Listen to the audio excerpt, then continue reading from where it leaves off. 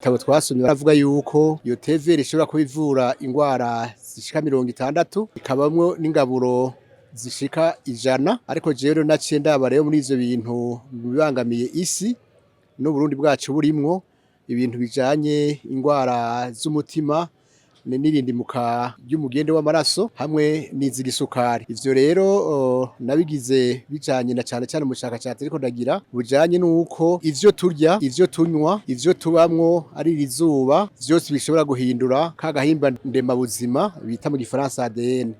Nibajije nti mbega none abagwaye ingwara z'umutima, abagwaye ingwara z'igisukari ko kwa muganga babaha umuti ariko bakawufata ubuzima bwabo bwose ariko ntibashobore gukira, nibaza nti none mbega uwo muti ntihobugabanya nk'akaroro nk'irya sukari yo mu maraso ariko itashoboye gushikira nyezina amuno kwitsa nk'itsitso ka gahimba ndangamubiri bita ADN. Rero je naciye ivyigwa kuri ivyo bintu mbanza kuraba mbega abagwaye ingwara z'umutima n'abagwaye isukari banyoye iyo tevere bigenda gute, canongera kuraba mbega iyo banyoye iyo tevere bayigwaye ce batayigwaye igitigu cabo kimera gute, cangende rero kuraba rero bimwe bita genetique mbega ku majene yabo abatagwaye bayigwaye bayinyoye genetique yabo igenda gute, mbega muri ka kandi ADN nyene imera gute. Ubwo bushakashatsi rero nagize nasanze rero iyo tevere rero bita Camellia sinensis variete sinensis ari umuti ukomeye cane gose kuko igabanya isukari na vya binure vyo mu maraso bita za cholesterol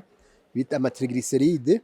mbere na ya sukari yo mu mubiri bita glycemie. Maze kubandanya naciye nsanga rero ica ku bantu bagwaye izo ngwara iyo tevere ihindura igitigu gishobora guhingura bimwe bita ama enzyme atuma gishobora kwigwanira, kubera ko turi muri ya mbono y'igihugu y'umugambi w'ibihumbi 2040